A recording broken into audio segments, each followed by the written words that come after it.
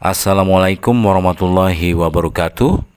Baik sobat semua, setelah sobat semua mendapatkan dasar pemikiran tentang 3 langkah jitu pada video sebelumnya, kita beranjak kepada pemahaman dasar tentang bahasa itu sendiri.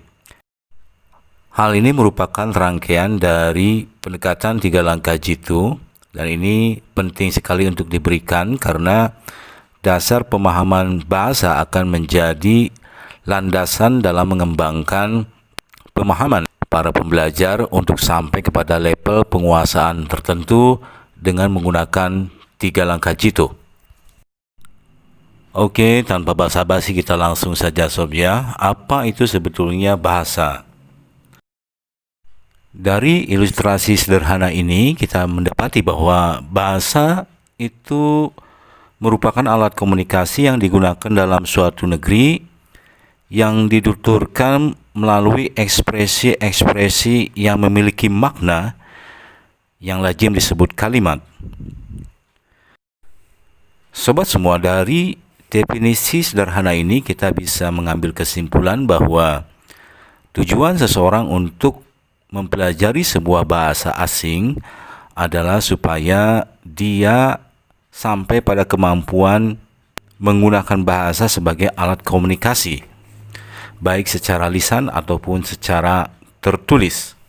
Dari definisi sederhana ini juga, kita bisa menarik kesimpulan bahwa bahasa itu merupakan bentuk-bentuk ekspresi yang memiliki makna, yang sudah barang tentu memiliki cara atau aturan untuk mengekspresikannya.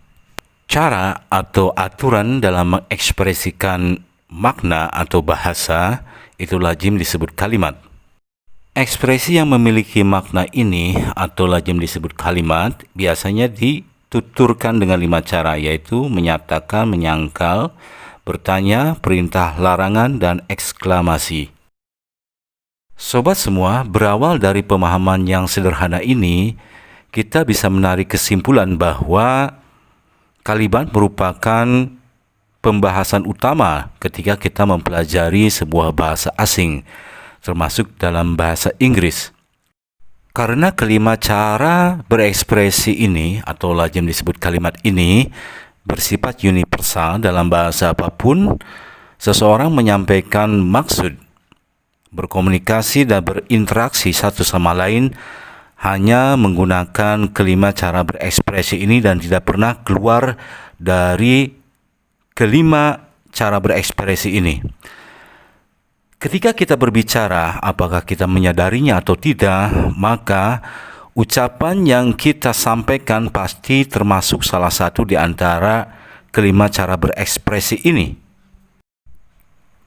Dari sini boleh saja kita menyimpulkan bahwa dengan menguasai kelima cara berekspresi ini atau 5 kalimat ini, maka pada tataran itulah seseorang menguasai sebuah bahasa sebagai alat komunikasi. Atau dengan kata lain, bahwa seseorang yang ingin menguasai sebuah bahasa asing termasuk bahasa Inggris untuk mampu berkomunikasi dan menjadikannya sebagai alat komunikasi, maka seseorang itu wajib memahami dan menguasai kelima cara berekspresi ini. Nah sobat semua, disinilah 3 langkah jitu diciptakan untuk membantu para pembelajar untuk sampai pada level penguasaan kelima cara berekspresi ini. Sobat semua, sebagai pembelajar akan dibimbing dengan metode 3 langkah jitu untuk menguasai kelima cara berekspresi ini dengan waktu yang relatif singkat, dengan cara pembelajaran yang unik dan berbeda dengan metode atau pendekatan pembelajaran bahasa Inggris yang pernah ada sebelumnya.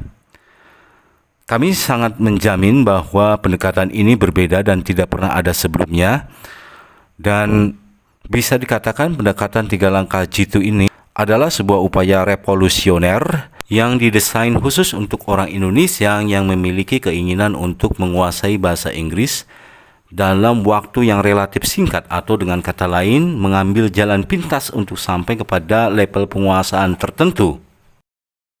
Kelebihan dari metode 3 langkah jitu adalah Anda akan dipandu bagaimana membuat sebuah ekspresi atau kalimat, baik menyatakan, menyangkal, ataupun bertanya dengan hanya menggunakan 3 langkah.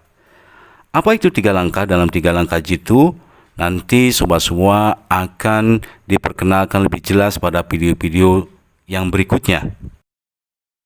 Sobat semua, perlu kami tekankan bahwa metode 3 langkah jitu sangat efektif untuk menyelesaikan keinginan Anda berekspresi, khususnya untuk 3 bentuk ekspresi yang ada dari 5 cara berekspresi yang tercantum di sini. Di antaranya adalah menyatakan, menyangkal, dan bertanya. Adapun sisanya yaitu perintah, larangan, dan eksklamasi adalah 2 kalimat sederhana yang tidak begitu kompleks. Artinya bahwa kedua kalimat ini tidak memerlukan pembahasan lebih jauh. Karena misalnya dalam memerintah dan melarang dalam bahasa Inggris sangat sederhana aja ya sob ya. Misalnya ketika Anda ingin membuat kalimat perintah dalam bahasa Inggris, cukup menyebutkan kata kerja sesuai dengan perintah yang ingin Anda sampaikan. Misalnya satu kata saja sudah menjadi sebuah kalimat perintah. Misalnya datang, come, duduk, sit down, bicaralah, speak. Nah, seperti itu. Jadi satu kata aja sudah bisa menjadi sebuah kalimat. Jadi sangat sederhana, ini tidak perlu pembahasan lebih jauh. Atau misalnya kalau akar katanya diambil dari bukan kata kerja, ya misalnya dari kata sifat atau kata benda, maka biasanya sebuah perintah dalam bahasa Inggris itu diawali oleh kata be, ya. Misalnya diambil dari kata ya strong. Oke, be strong, kuatlah. Nah, seperti itu ya. Atau good, ya, be good, baik-baiklah ya. Tidak ada bedanya dengan melarang dalam bahasa Inggris. Ini juga sangat sederhana ya sob ya. Kalau sob ingin menggunakan kalimat larangan dalam bahasa Inggris, cukup menggunakan kata don't atau do not diikuti oleh kata kerja bentuk dasar. Tergantung kosakata yang sobat miliki. Misalnya kalau sobat ingin melarang seseorang untuk merokok, sobat bisa mengatakan don't smoke here. Atau lebih tegas lagi, do not smoke here. Sobat juga bisa menggunakan kata no dalam larangan dengan mengikutinya menggunakan kata benda atau kata kerja yang dibendakan dalam bentuk ing. Misalnya no smoking, no crying, no entrance, dan sebagainya dan sebagainya. Jadi ini sederhana banget ya. Perintah dan larangan pasti tidak memiliki perubahan bentuk kata kerja. Perubahan bentuk kata kerja itu hanya ada pada kalimat menyatakan, menyangkal, dan bertanya. Jadi kenapa ini tidak perlu pembahasan lebih jauh? Mungkin saat ini juga sobat bisa memahami dan menguasainya, bisa mencobanya di rumah. Kalimat memerintah dan melarang hanya sebatas itu, ya.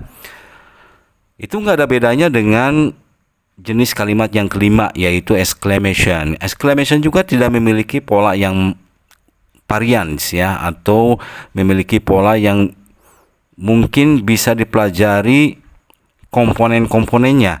Karena exclamation itu adalah ungkapan spontan atau berbau emosional yang melibatkan jiwa. Nah, misalnya ada perasaan kagum, terkejut, terpesona dan sebagainya. Mungkin kita mendengar wow, something like that ya, atau oh my god gitu. Kalau kesakitan misalnya ouch, atau mungkin bisa juga exclamation itu ungkapan rasa takjub ya. Alangkah cantiknya, alangkah bagusnya ya. What a good things, how beautiful you are. Nah, kayak gitu exclamation itu. Jadi tidak ada pola yang mungkin bisa kita jadikan acuan untuk dibahas variasi-variasinya. Jadi cuma segitu-gitunya, tinggal dihafalin aja. Jadi ketiga jenis ekspresi atau kalimat ini yang akan kita explore habis-habisan dalam 3 langkah jitu. Nanti ada 3 langkah jitu bagaimana menyatakan, 3 langkah jitu menyangkal, dan 3 langkah jitu bertanya. Baiklah sobat semua, dari pemahaman awal ini ya kita bisa mengeksplor lebih jauh lagi tentang kalimat, terutama bagian-bagiannya. Nah, ini hal mendasar yang harus sobat ketahui tentang kalimat. Berbau retorika dalam hal ini. Ya, kita lihat Next. Nah, sekali lagi, jadi kalimat merupakan kajian utama dalam mempelajari bahasa. Kalimat itu supaya diketahui adalah cara atau aturan menuturkan suatu maksud baik secara lisan maupun tertulis yang biasanya terdiri dari dua unsur pokok saja. Ingat ya sob ya, ini ya, ingat dua unsur pokok saja, yaitu subjek dan predikat. Baik, next. Nah, ini dia. Kalau kita bagiankan ya, dua bagian pokok kalimat, kita misalnya klik pemodelan subjek, klik di subjek. Nah, misalnya ada subjek rumah saya, klik di predikat. Nah, kalimat lengkapnya adalah rumah saya sangat jauh dari sini. Nah, kita harus selalu memenggal kalimat itu menjadi dua bagian. Itu ciri khas dari 3 langkah jitu ya.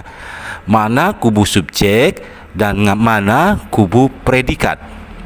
Oke ya, jadi setiap kalimat, sekali lagi, Anda harus penggal menjadi dua bagian, yaitu kubu subjek harus lengkap ya, tidak boleh ada bagian subjek yang tertinggal. Misalnya salah kalau subjeknya rumah saja atau saya saja, karena akan merubah makna. Kalau subjeknya saya, I. Kalau subjeknya rumah berarti home. Ini satu kesatuan, subjeknya adalah rumah saya, sebuah frase ya, my home, gitu kan? Oke ya. Dan predikatnya adalah sangat jauh dari sini. Untuk memudahkan, jika Anda sudah menemukan subjek lengkap sebuah kalimat, maka pastikan bahwa sisanya ada di kolom predikat.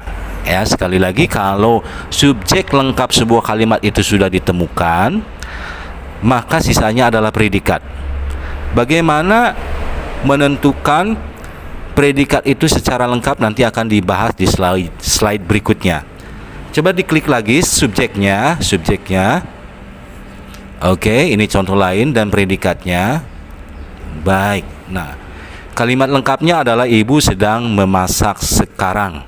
Nah, ibu di sini adalah sebagai subjek dan sedang memasak sekarang adalah sebagai predikat. Baik. Nah, dari pemodelan ini ya, Anda bisa melihat bahwa kalimat itu terbelah menjadi dua bagian, yaitu subjek dan predikat. Pembahasan subjek akan dibahas lebih lengkap di slide berikutnya, begitupun predikat. Namun, kita untuk membahas predikat ada baiknya di sini membandingkan antara predikat kalimat yang pertama dengan yang kedua. Yang pertama adalah sangat jauh dari sini, dan yang kedua adalah sedang memasak sekarang. Nah, setiap predikat itu sob ternyata memiliki satu kata utama ya, yang menjadi penentu, yang bila mana kata itu dihilangkan, maka kalimatnya akan menjadi rancu ya. Misalnya, sangat jauh dari sini adalah sebuah predikat. Nah, di sini itu ada satu kata utama atau predikat utama dari kumpulan kata ini, yaitu kata jauh. Coba bayangkan kalau kata jauh ini dihilangkan. Rumah saya sangat dari sini, tidak bisa dipahami. Tapi kalau yang lain dibuang, sangat dan dari sininya dibuang, rumah saya jauh, maka kalimat itu masih bisa dipahami. Itu ciri dari predikat utama. Dari kata jauh di sini adalah sebagai predikat utama. Nah, predikat utama itu ada dua. Nah, kata jauh ini disebut predikat nominal atau predikat yang bukan dari kelas kata kerja. Kalau kita klik di sini ada penjelasan. Oke, ya. Ya, seperti itu. Ya, jadi nanti kalimat yang menggunakan predikat nominal seperti jauh seperti ini disebut kalimat nominal ya, disebut kalimat nominal. Sedangkan pada kalimat yang kedua, kata memasak adalah sebagai predikat utama. Apabila kata memasak dihilangkan, maka kalimatnya akan menjadi rancu ya, ibu sedang sekarang. Tapi kalau memasaknya tetap ada yang lain dibuang, kalimatnya masih bisa dipahami. Misalnya ibu memasak. Nah, itu ciri predikat itu, sekali lagi seperti itu ya. Nah, kalau kita klik di sini kata memasak itu namanya adalah predikat verbal karena memasak diambil dari kata kerja, ya. Nanti kalimatnya disebut kalimat verbal. Dari sini itu ada pembagian kalimat itu menjadi kalimat nominal dan kalimat verbal. Berdasarkan apa? Berdasarkan perbedaan predikat utamanya. Oke, mudah-mudahan ini memberikan pencerahan. Nah, karena mungkin sobat sudah tidak sabar ya bagaimana konsep sederhana ini ditindaklanjuti dengan penjelasan-penjelasan berikutnya yang sangat mumpuni dan memberikan kenyamanan serta kepuasan dalam mempelajari bahasa Inggris. Sampai sini Anda berkenalan dengan kalimat dibagi menjadi dua kubu, yaitu subjek dan predikat. Pemahaman yang kedua, predikat itu ada yang nominal dan ada yang verbal, dengan catatan bahwa kumpulan kata-kata dalam predikat itu ada satu ya sebagai predikat utamanya, ya, seperti predikat pada kalimat yang pertama adalah kata jauh, dan pada kalimat yang kedua adalah kata memasak. Oke, pada slide berikutnya Anda akan belajar lebih jauh lagi tentang apa itu subjek dan apa itu predikat. Mungkin Anda sudah tidak sabar, kita klik next saja. Apakah subjek itu? Ya, kalau kita show di sini, Anda akan mendapatkan penjelasan bahwa subjek adalah segala sesuatu yang menjadi pokok yang dibicarakan, yang kemudian dijelaskan, digambarkan, dan didefinisikan oleh predikat. Ya, jadi subjek itu apapun yang menjadi topik pembicaraan Anda. Ya. Jadi ketika kita berbicara, sebetulnya kita bicara topik ya. Ada topik yang dibicarakan. Nah, topik yang dibicarakan itu adalah subjek. Oke. Untuk lebih jelas, bisa go to the next slide. Nah, di sini apa saja penting banget ya untuk diketahui. Kata-kata atau frase yang bisa menjadi subjek ini yang paling penting. Karena tidak semua kelas kata itu bisa menjadi subjek. Nah, ini kategorinya ya, sudah dijamin ini sahih ya sobat ya. Oke, ternyata subjek itu ada orang, ada, kalau diklik ke bawah orang, iya jumlahnya tidak terbatas ya kalau orang ya. Oke, father, mother, ya, girl, teacher, soldier, husband, wife, dan sebagainya. Belum lagi ditambah dengan frase misalnya my father, my mother, gitu ya, dan sebagainya. Itu adalah subjek berkategori orang. Ada juga subjek kata ganti orang.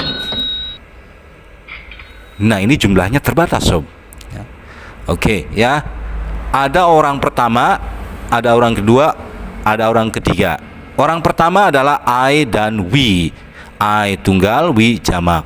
Orang kedua adalah you. Tunggal dan jamaknya sama. Jadi you itu bisa bermakna kamu atau jamak yaitu kalian. Dan orang ketiga di sini ada he, she, dan they. He dan she adalah tunggal, they adalah jamak. He dia laki-laki, she dia perempuan, they mereka. Selanjutnya, apalagi yang bisa menjadi subjek? Nama. Nama itu tidak terbatas, so. Bisa nama kota, nama orang, nama tempat, nama makanan, ya, dan lain-lain. Ya, itu bisa menjadi subjek. Lanjut. Dengan yang konkret, benda-benda konkret, itu juga bisa menjadi subjek. Konkret itu bisa dilihat di raba, ya. Misalnya book, bag, cat, dog, pencil, water, house, window, dan sebagainya, tidak terbatas. Oke, ada juga subjek itu abstrak, ya. Subjek abstrak itu tidak bisa dilihat, ya, seperti love, cinta, bentuknya kayak gimana kita nggak tahu, ya, tapi bisa jadi subjek. Misalnya love is blind. Oke, cinta menjadi topik atau subjek yang dibicarakan. Beauty, kecantikan. Problem, masalah. Secret, rahasia. Loneliness, kesepian. Friendship, persahabatan. Peace, perdamaian. Reality, kenyataan. Assumption, asumsi. Semuanya itu adalah subjek dari benda-benda abstrak, ya. Untuk memudahkan sobat perbandingan ke bahasa Indonesia, kata benda abstrak itu biasanya berawalan ke an atau pean, ya. Contoh misalnya kecantikan, keadilan, kehidupan, keindahan. Nah, yang kayak gitu itu adalah abstrak sob, atau pean-pean ya. Misalnya pemandangan ya, perdebatan, perundingan, pertandingan dan sebagainya dan sebagainya. Itu adalah juga termasuk kategori subjek abstrak. Subjek juga ternyata bisa berbentuk kegiatan sob ya. Coba diklik. Nah, biasanya subjek berbentuk kegiatan itu diambil dari kata kerja dan bentuknya selalu dalam bentuk ing ya.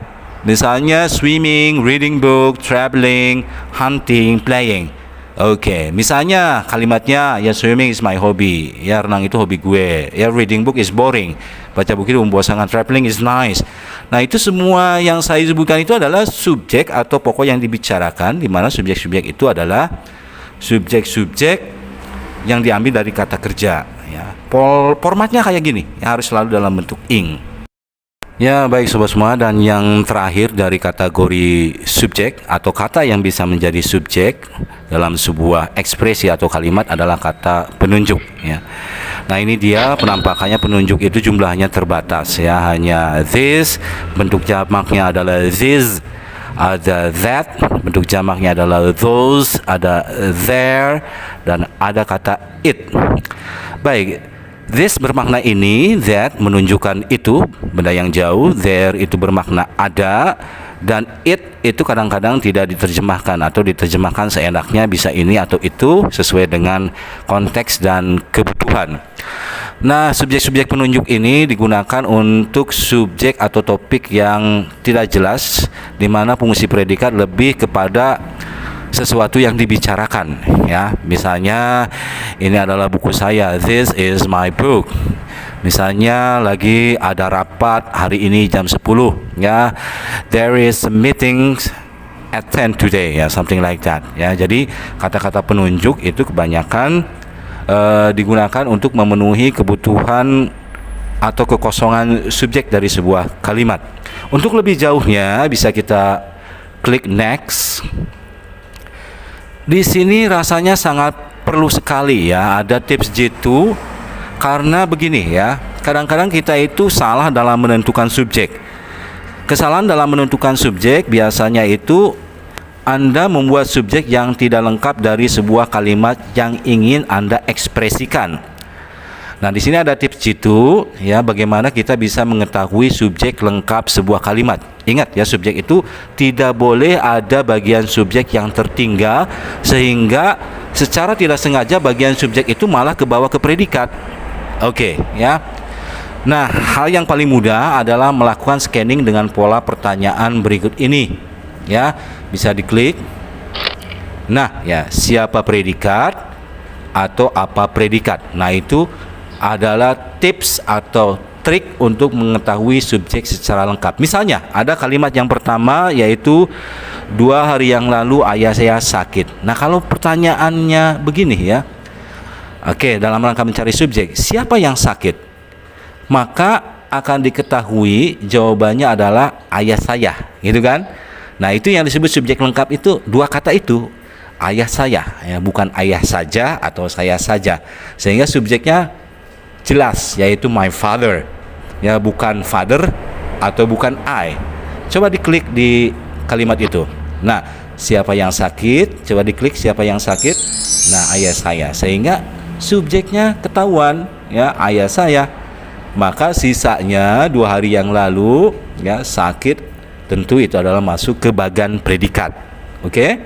Nah, mudah-mudahan jelas. Yang berikutnya ada kalimat seperti ini ya, mungkin kalau kita tidak tahu, bingung nih apa subjeknya gitu ya. Oke ya, ada kalimat berenang di pantai adalah hobi saya ya. Kita bisa melakukan scanning karena ini tidak bicara orang dengan menggunakan kata apa ya. Apa plus predikat. Predikatnya adalah hobi saya ya. Oke, coba kita sambungkan dengan membuat kalimat. Diklik di sini pertanyaan, apa hobi saya, maka akan ketemu subjek lengkapnya di sini, yaitu coba diklik berenang di pantai. Nah, itu adalah subjek lengkap. Jadi subjek itu tidak hanya berenang saja ya, swimming gitu ya, tapi satu kesatuan yang utuh, berenang di pantai, swimming on the beach atau swimming in the beach. Oke, maka sisanya hobi saya adalah predikat. Nah, seperti itu. Ayah saya adalah kategori predikat orang, ayah ya. Dan berenang di pantai adalah kategori predikat kegiatan, makanya swimming gitu kan. Nah, seperti itu. Jadi mudah-mudahan ini memberikan pencerahan ya dalam menentukan subjek itu. Sekali lagi, Anda harus mengetahui subjek itu secara utuh dan lengkap, tidak boleh ada bagian subjek yang tertinggal. Dan yang Anda lihat di sini adalah tips jitu bagaimana mengetahui subjek lengkap sebuah kalimat. Karena kalau ada bagian subjek yang tidak terbawa akan fatal, ya. Misalnya kalau berenang di pantai adalah hobi saya, lalu kita menentukan subjek itu hanya kata berenang, ya, maka akan bingung kita nanti mengurutkannya menggunakan pola 3 langkah jitu. Oke, lanjut. Nah, ini yang spesial dari software ini sob. Anda itu sampai di sini itu saking pentingnya basic atau dasar kebahasaan Anda itu sampai dilatih di sini ya. Bagaimana menentukan subjek sebuah kalimat, ya. Oke, dengan scanning tadi yang sudah diperkenalkan. Misalnya nomor 1, setiap hari ayahku selalu sibuk. Siapa yang selalu sibuk? Ketahuan subjeknya adalah ayahku, my father. Oke. Contoh yang kedua, bisa jadi besok ketua absen. Nah, kita scan, siapa yang absen? Ketua. Akan ketahuan subjeknya. Cuma segitu. Oke, ya. Yang ketiga, menunggu terlalu lama sangat membosankan, ya. Apa yang membosankan? Menunggu terlalu lama. Oke, nah itu subjeknya. Yang keempat, setiap siswa yang melanggar peraturan harus diberi sanksi. Siapa yang harus diberi sanksi? Nah itu subjeknya lengkap. Setiap siswa yang melanggar peraturan. Nah jelas banget di sana. Itu akan menjadi rangkaian kata yang ada di bagian subjek. Kalau kita kategorikan sesuai dengan 7 kategori tadi, ya, ayahku adalah kategori orang, ketua adalah kategori termasuk kategori orang, menunggu terlalu lama adalah kategori kegiatan, makanya diingkan jadi waiting too long, ya, something like that. Dan siswa adalah kategori orang. Ya, coba next. Nah ini latihan buat Anda, yang Anda itu harus berlatih. Sepele tapi sangat fundamental dan mendasar ya. Kalau kita lihat kalimat ini dan Anda disuruh mencari subjeknya, maka gunakan tips yang tadi ya. Pasti setiap orang kaget mendengar ceritaku. Siapa yang kaget? Jawabannya adalah setiap orang. Nah, everybody akan ketahuan subjeknya cuma segitu. Berarti apa itu artinya? Sisanya adalah predikat. Oke, ya. Lanjut dengan nomor 2, seharusnya kamu senang. Siapa yang seharusnya senang? Kamu. Oke, ketahuan subjeknya hanya you, gitu kan? Dan itu adalah kategori subjek kata ganti orang atau personal pronoun, ya. Baik, nomor 3, bisa jadi minum kopi terlalu banyak tidak baik untuk kesehatan. Apa yang tidak baik untuk kesehatan? Lengkap. Minum kopi terlalu banyak. Ini adalah subjek kategori kegiatan ya. Makanya diingkan, drinking coffee too much. Oke, ya. Baik, nomor 4, salah seorang teman saya sakit kemarin. Siapa yang sakit? Oke, kita cari tahu. Salah seorang teman saya. Jadi tidak cukup mencantumkan subjek itu hanya teman saya saja, tapi harus lengkap ya. Salah seorang teman saya. Lanjut dengan nomor 5, bahasa Arab sangat menarik untuk dipelajari. Apa yang sangat menarik untuk dipelajari bahasa Arab? Bahasa Arab adalah kategori subjek abstrak ya. Nomor 6, tanpa bantuan kamu Hamzah tidak akan berhasil. Siapa yang tidak akan berhasil tanpa bantuanmu? Hamzah. Jadi ini tidak akan ketukar antara kamu dan Hamzah. Subjeknya di sini adalah Hamzah, bukan kamu, gitu ya. Oke, ya, dari sini jelas ya bahwa pengetahuan kita tentang subjek itu sangat penting karena subjek itu adalah langkah pertama dari 3 langkah jitu. Jadi ini Anda ada di langkah pertama yang menentukan subjek. Nah, itu 3 langkah jitu itu adalah menentukan subjek dulu. Langkah pertamanya ya, baru langkah kedua dan langkah ketiga berikutnya akan dibahas secara khusus. Oke, next. Nah, masih ada lagi ya. 2 hari yang lalu kami sangat sibuk di kantor. Siapa yang sibuk? Kami. Ya, walaupun ada di tengah, kita tidak akan kecolongan mana subjeknya, nggak bakal bingung, gitu kan, dengan metode ini. Lanjut, merokok tidak baik untuk kesehatan. Apa yang tidak baik untuk kesehatan? Merokok. Baik, ini adalah subjek kategori kegiatan, smoking, diinginkan. Lanjut, air adalah salah satu kebutuhan pokok. Apa salah satu kebutuhan pokok? Subjeknya cukup air saja. Water itu adalah benda konkret. Cara berpakaian kamu sangat norak. Apa yang sangat norak? Bukan kamu, tapi cara berpakaian kamu. Ya, ini adalah benda abstrak, cara. Ya, lanjut. Pasti kerja terlalu lama sangat melelahkan. Apa yang sangat melelahkan? Kerja terlalu lama. Oke, ini adalah kategori subjek kegiatan, working too long, ya, something like that. Lanjut, bersama kamu dia selalu gembira. Siapa yang selalu gembira? Dia, kata ganti orang. Oke, bukan kamu ya, tapi dia. Nah, itu jitu banget ya sobat. Pokoknya sobat tenang kalau sudah bisa memilih subjek dari rangkaian kata yang ada dalam sebuah ekspresi, ya, tidak akan ribet itu menerjemahkan apapun. Ini sangat bagus sekali untuk menulis atau menyusun sebuah karangan atau menyusun sebuah kalimat ataupun dalam speaking. Ini bagus banget ya. Coba di next. Nah, setelah jelas apa itu subjek dan latihan yang mumpuni dalam menentukan subjek, kita berangkat nih sedikit lagi untuk mengakhiri pembahasan dari dasar pemahaman berbahasa. Kita juga harus mengetahui apa itu predikat. Ya, predikat adalah kata atau kelompok kata yang memberikan penjelasan tentang subjek. Ya, siapa subjek, bagaimana subjek, apa yang subjek lakukan dan lain-lain. Oke, bisa di next. Nah, ini dia. Ya, setiap kalimat memiliki satu predikat utama seperti sudah dibahas tadi pada awal-awal.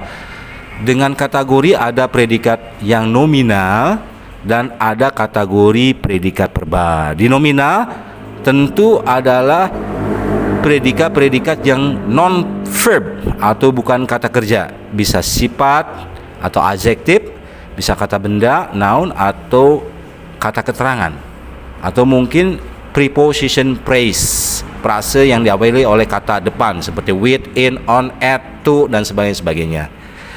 Ya, dan yang verbal di sini adalah predikat dengan menggunakan kata kerja. Makanya ada bentuk-bentuknya sob ya, dari mulai bab 1, bab 2, bab 3, bab ing, dan bab dasar. Nanti akan dibahas dalam 3 langkah itu secara lengkap.